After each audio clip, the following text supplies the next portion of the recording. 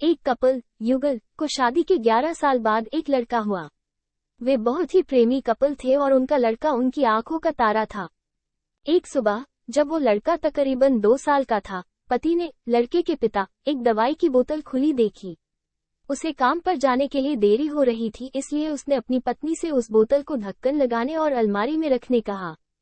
लड़के की मम्मी रसोईघर में तल्लीन थी, वो ये बात पूरी तरह से भूल गई थी।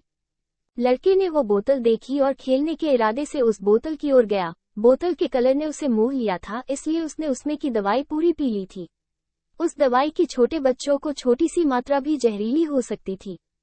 जब वो लड़का नीचे गिरा, तब उसकी मम्मी उसे जल्द से जल्द दवाखाने ले गई, जहां उसकी मौत हो गई।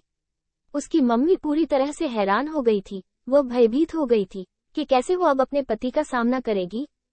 जब लड़के के परेशान पिता दवाखाने में आए तो उन्होंने अपने बेटे को मृत पाया और अपनी पत्नी और देखते हुए सिर्फ 4 शब्द कहे। आपको क्या लगता है कौन से होंगे वो 4 शब्द?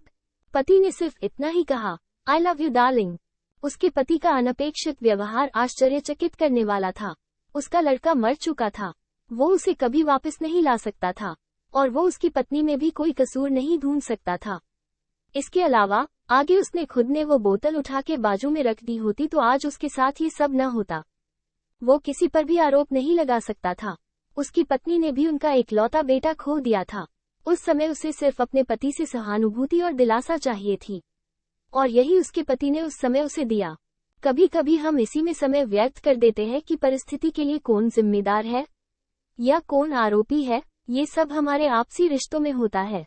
हमें परिस्थिति को समझकर ही लोगों के साथ व्यवहार करना चाहिए, और लोगों कठिन परिस्थितियों में उनका हमदर्द बनना चाहिए।